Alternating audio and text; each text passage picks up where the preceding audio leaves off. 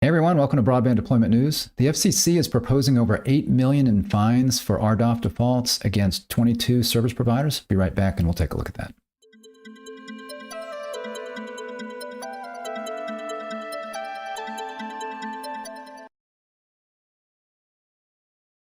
Hey, Rick Husey here with Broadband Deployment News. Thanks for joining me. So the FCC, as I mentioned today, came out with defaults against 22 operators. We take a look at that here. Here you see this is and I've got links to this and a few other things in the description of the video. So this is the link to where you can get the files, news release, and there's different appendixes. There's a statement from Commissioner Starks. I'm going to look at the news release real quick, and then I'm going to look at part of the details on the defaults, just so you kind of have an idea of what to look for. And then I totaled up some things. I totaled up how much the defaults are for each company, the percentage. So that's pretty interesting to look at. So right here, starting with this is the where do I have it? Let me look at this first. This is the press release. So got here, you see FCC proposes more than $8 million in fines against 22 operators for this RDOF fund. They call this Auction 904. You'll see that mentioned a lot. Defaults impede funding for new rural broadband deployments. So this is a serious thing, and the FCC is taking it seriously from the standpoint of this is $8 million. So these are people that bid on RDOF, the reverse auction, and they said they would go ahead and deploy broadband. And they would accept a certain amount of support from the federal government to do that. And since it was a reverse auction, they determined how little they would be willing to accept. And based on that, the ones that would accept the least amount, considering things like what they were bidding as far as, was it gigabit service? Was it less than gigabit service? Those kinds of things. The ones that would accept the least amount were the ones that would win. And then they had to be vetted technically. They had to submit financials and technical information. And then the FCC would award, and say they would be ready to authorize the money, and then they would check them out on a couple of last things, like a bankruptcy letter and one other piece of document that they had to get in, and then they would authorize them. And in some cases, people would drop out prior to that process. In some cases after, like Starry Internet was ready to authorize and then authorized, then they dropped out and they defaulted on everything. There were others like LTD Broadband that never got across the finish line. The FCC decided they were not going to authorize anything because there were so much problems with it. But these were all basically defaults at this point. So here you see May 3rd, 2022 to December 16th is the period here. So this does not, as we look through this does not include some of those other defaults that we saw prior to this. So this is a new round of defaults. And what I find interesting is the FCC didn't come out and say, we're going to be awarding RDOF dollars to these people. Oh, and here are some that are defaulting. That's kind of been the pattern in the past, where they would list some new RDOF recipients that were ready to authorize, or maybe they got to the authorized point. But then there would be another document that would be, these are the defaults that we're looking at. In this case, it was just defaults. So as I've said in the past, I think the FCC is done with RDOF awards at this point. Everything's kind of focused in on and moving towards BEAD.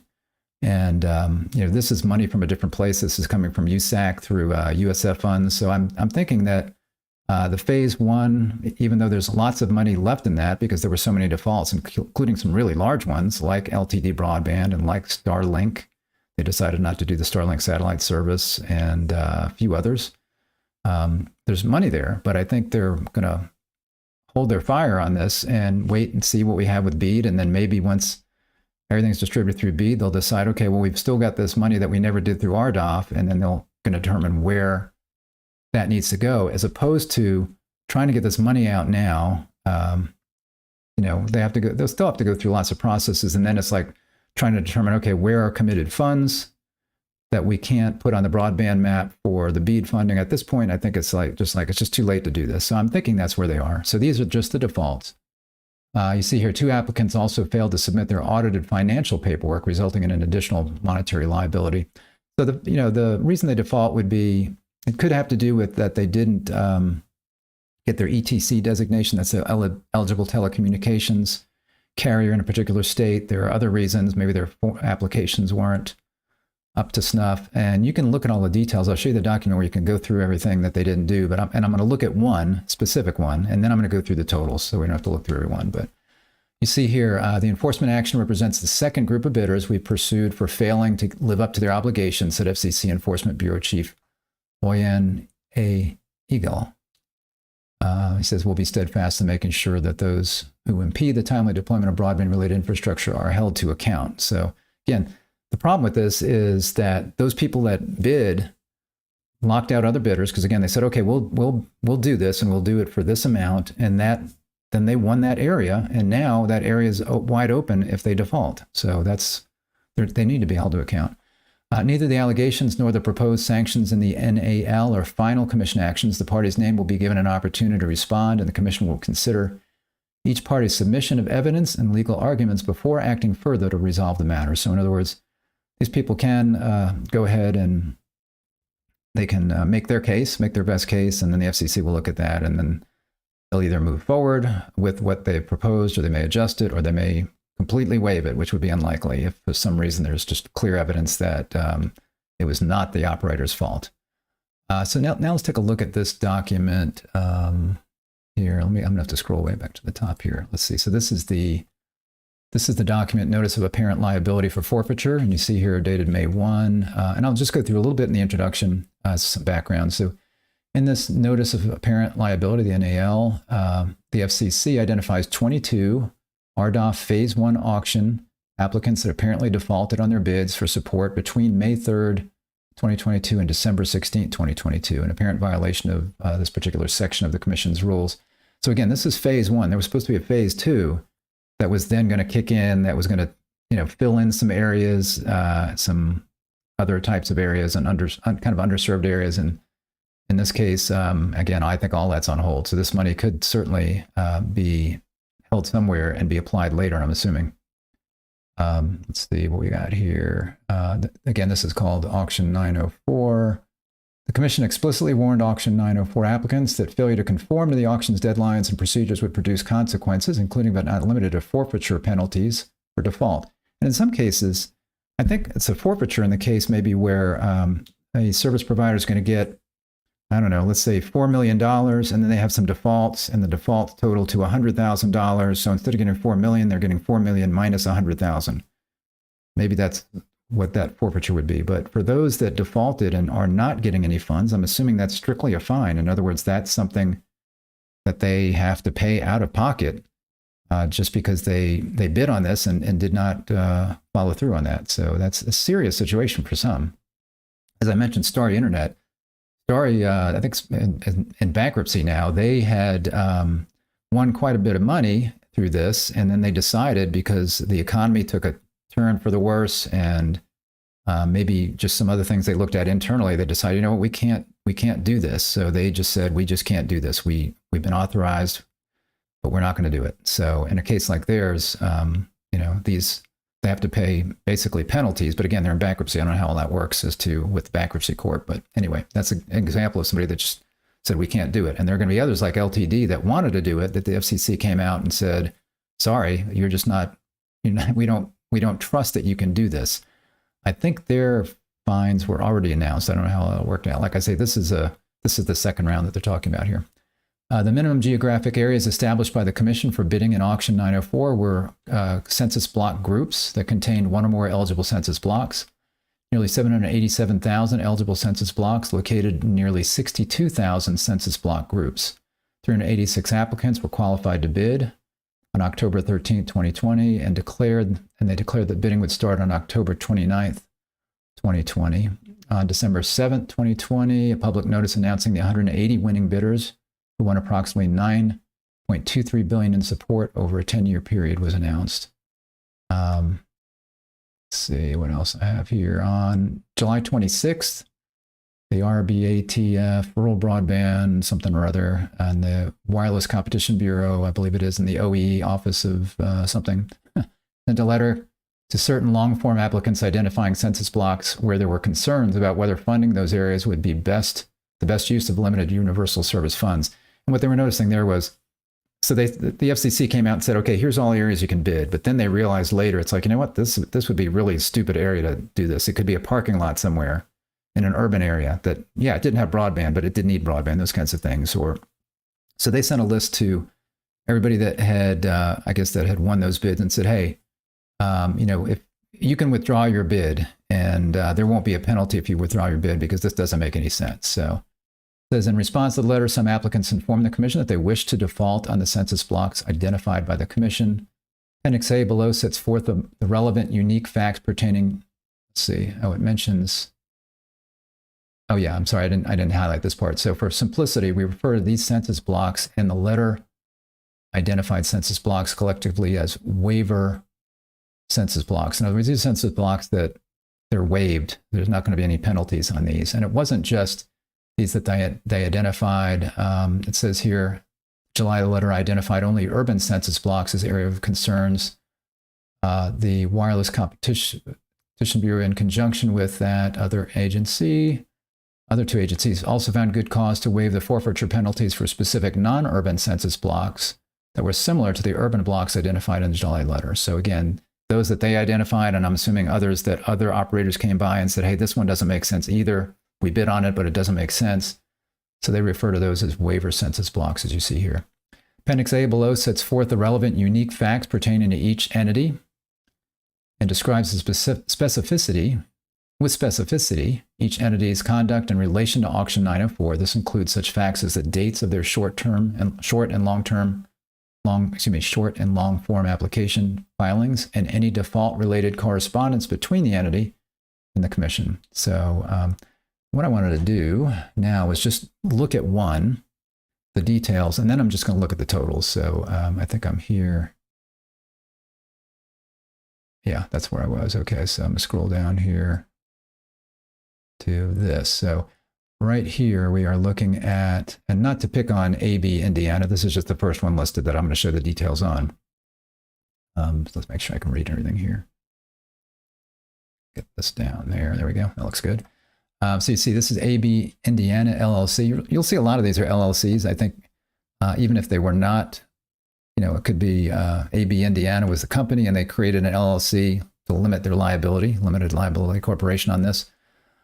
So you'll see a lot of these have LLC designations. So it's an LLC maybe that was set up specifically for this auction process. So you see AB Indiana timely submitted its short form application and was a successful bidder. AB Indiana failed to timely complete its long form application when it failed to submit appropriate documentation verifying its eligible telecommunications carrier, that's the ETC designation, in each of the geographic areas for which it sought to be authorized for 904 support. What that means is, in addition to doing data service, every service provider that got RDOF funds had to say that they would do voice as well, voice over IP, or some kind of voice, I think. And in order to do that, you need to file with your local public, usually it's the Public Service Commission in each state, that you want to be a VoIP carrier or an ETC. And then that all had to take place within a certain amount of time. That's one of the reasons that LTD broadband failed, was because they were just not getting that done in a lot of different places. The commission finds that AB Indiana apparently committed one violation, so only one violation, by defaulting on one carrier census broadband group, subject to forfeiture, which places the company's base default forfeiture at $3,000. So basically, for each census block group that you default on, there's a forfeiture of $3,000. So again, that's a forfeiture maybe, or a fine of $3,000. But that would get really ugly really fast on some of these that were bid for over 1,000 census block groups or census blocks. So it says here the commission further, I mentioned here that there's so they limit the amount that the forfeiture could be. They have a cap on it. So rather, if you defaulted on like 1,000 census block groups, it wouldn't be 1,000 times $3,000. There would be a limit of 15%, as you'll see in here. So the commission further finds that AB Indiana apparently committed a separate violation when it failed to file audited financial paperwork with WCB during the long form application process, which subjects AB Indiana to an additional $50,000 base forfeiture. So that's a significant chunk of what they're going to have to pay. And it mentioned there were two operators. I don't remember. I didn't look to see who the other one was, but there's two operators that had this being part of their fine in addition to the $3,000 per census block group. AB Indiana's total assigned support for this particular one group. This one group was amounted to $614,532.50, thereby capping the maximum possible default forfeiture at $92,179.88. So that's 15% of, so basically they take 15% of whatever the amount that they were supposed to get for that, and that's what they based the default on. That was 15% of this 614,000. This 92,000 is 15% of the 614,000 here. So that's 15% of AB Indiana's default is support subject to forfeiture in auction 904. Again, that's the RDOF auction. The $3,000 base deficit forfeiture is below the 15% cap. So established in the Rural Digital Opportunity Fund. So they pay the $3,000. But then they also have the $50,000 that they have to pay. So you see the commission finds a total forfeiture of $53,000 against AB Indiana. It's appropriate here. So if you look at each one of these, you'll see there's 22 of them. So then you got Cable One, VoIP, LLC, and the same kind of information as each one. There's kind of a list of what they did not do, or those why they defaulted, how much they owe, you know, how much was supposed to be given in that particular census block group, how much they owe, those kinds of things. So again, there's a link to this, but what I was going to show you is I did go through and look at, I kind of summarized everything. I went through each one, and I was curious, you know, how much were they supposed to get in support? How many census block groups did they default on? What was their forfeiture amount? And then what was the percentage? And you can see some are at 15% because that would be the max. So that's the total max that they could do. But you see here, that, again, these are in alphabetical order. So again, we've got AB Indiana that we just looked at. So the support amount in the defaulted groups was $614,000. Their forfeiture amount was $53,000. One census group, and most of that, $50,000, was because of the financial. Ordinarily, this would be $30,000, or excuse me, just one group would be $3,000, but it was $53,000. So that was up to 8.62% there.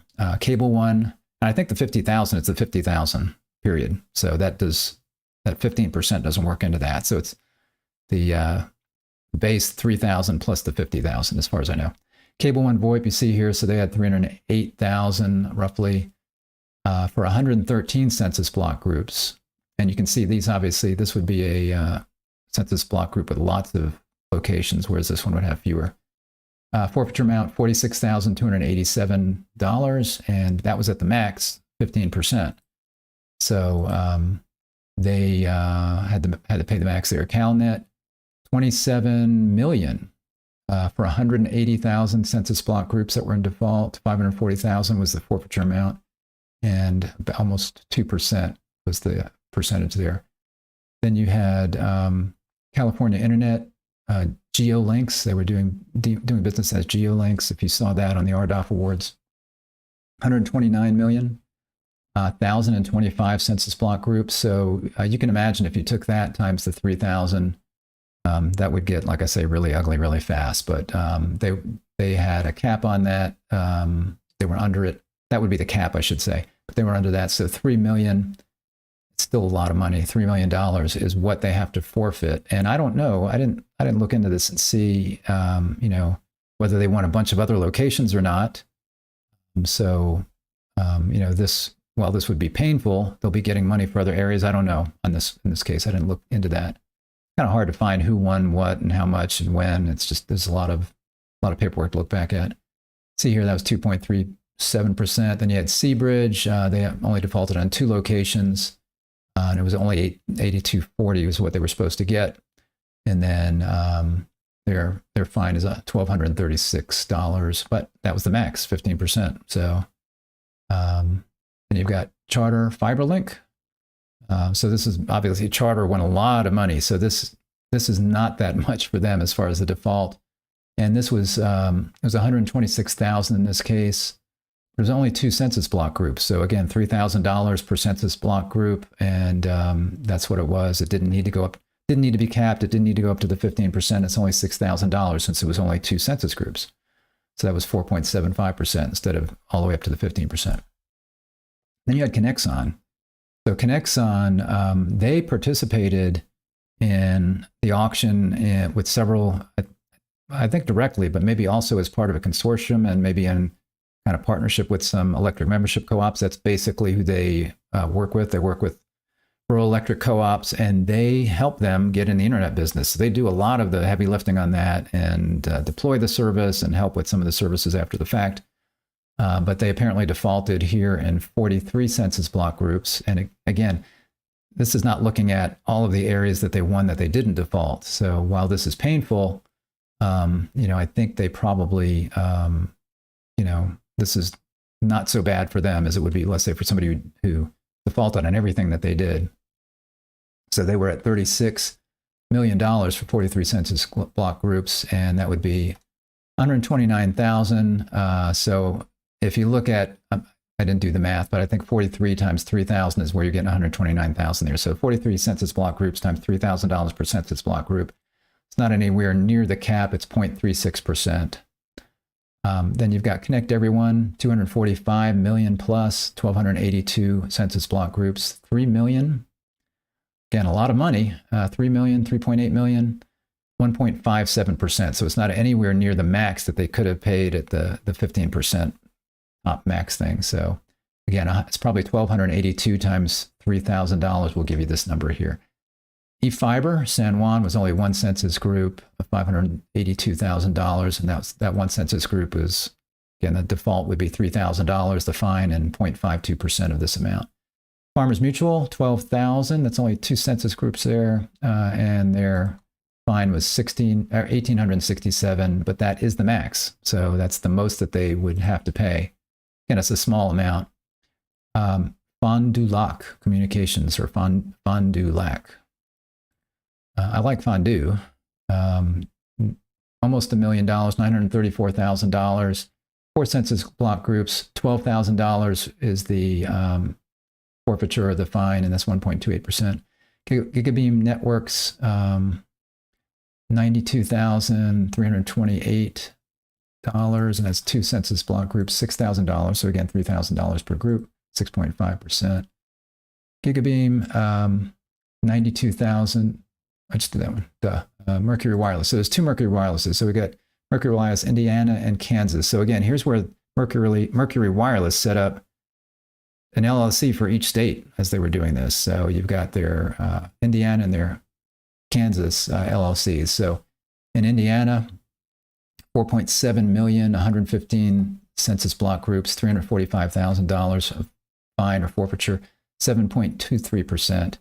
This one is similar in the percentage. So it was 1.2 million, 32 census block groups, 96,000 on the fine. And again, a similar percentage.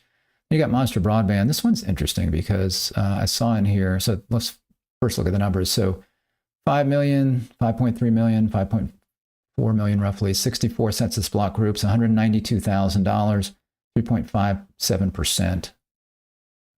And you see here, I put in here next tier consortium also, because when I was looking at the notes on this one, they didn't bid directly. They bid through a consortium called Next Tier Consortium. And what it says was they were assigned, so Monster Broadband's in Tennessee, so they were assigned certain census block groups in their area of Tennessee through this consortium that won the RDOF award.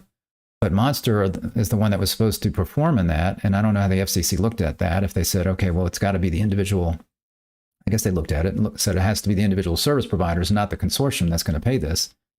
So Monster Broadband are the people that are on the hook for this. So it's unfortunate because it's probably one of those things where Monster was like, hey, let's get in a consortium and let them, they can do all of the applications and this and that and help with everything. And we can maybe help us with the technical stuff. But in the end, they were kind of, like I say, they're on the hook there for the forfeiture. So, and I think this was everything, because the way it read in there was that out of this consortium, they were assigned 64 census block groups. So it sounds like they didn't perform on any of them. So that mean that this whole fine is everything that they're going to have to pay, and they're not getting any support on any other areas. So again, 5.3 million, 5.4 million roughly, 64 census block groups, $192,000 that they would have a fine for. as being part of that consortium, but then saying they didn't want to do it. RHMD, LLC, almost 16 million, 69 census block groups. They're fined, forfeiture $207,000. You see there, 1.3%. Shenandoah Cable Television, 3.8 million, 12 census block groups, $36,000. So that's only 0.94%. So again, that's going to be 12 times the $3,000 per census block group.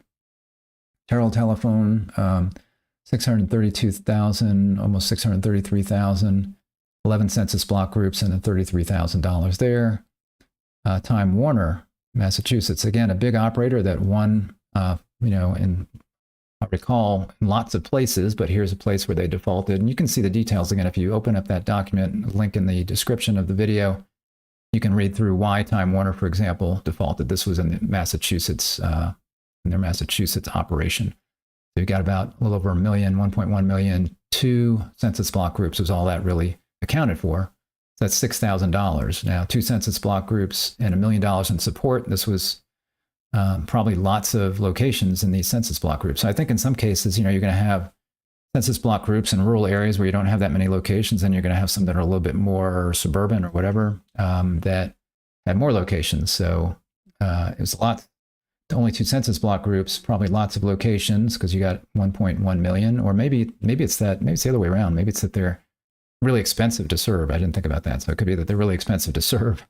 So that's why they're getting lots of money for only 2 census block groups. But again, since it's only 2 census block groups, it's $3,000 each. So it's $6,000 and it's only 0.54%. Got Trailwave Fiber, 396,416. 13 census block groups, $39,000. So again, there's your math right there. 3,000 times the 13, 9.84%. It's getting up there. And then you got XI Fiber, maybe it's pronounced, 5.5 million roughly, 14 census block groups, and then 92,000 in fines. And you can see the totals here. So you got your totals of what these census block groups, basically what would have been committed in these census block groups as far as what the federal government would have paid in the support. And you've got the number of locations that there were, you've got the fines, and then this is kind of your average percentage that I just put in there for all of these. So if you look, also, as I mentioned, if you look down in the description, there's a link to what would be the list of all of the census block groups. That will give you an idea. I think there's probably the locations on there. So it'll give you an idea. There's, it'll have several rows for a particular service provider and all the census block groups that they were, and I think the number of locations in there. So you can look at it and kind of get a feel, in these situations where in these 2 census block groups, how many locations were. I didn't look in depth into that, but again, you can find that in the description, as well as I mentioned everything that I linked to. So you can see here you've got the news release, you've got this doc I was just looking at, this NAL, as I call it. Got your Appendix A, that's the specific information on who defaulted on what and why. Appendix B, I forget what that was. And Appendix C, I forget, but you've got these documents right here. Then you got a statement from Starks. One of these is the one I was talking about, where it's the list of all of the service providers and all of the census blocks that were defaulted on. So there you go. There's some RDOF news, which we haven't seen too much of recently, because again, the FCC hasn't awarded anything, but here they are coming out and saying, okay, well, we're looking at these folks and these are the consequences for defaulting on your bid.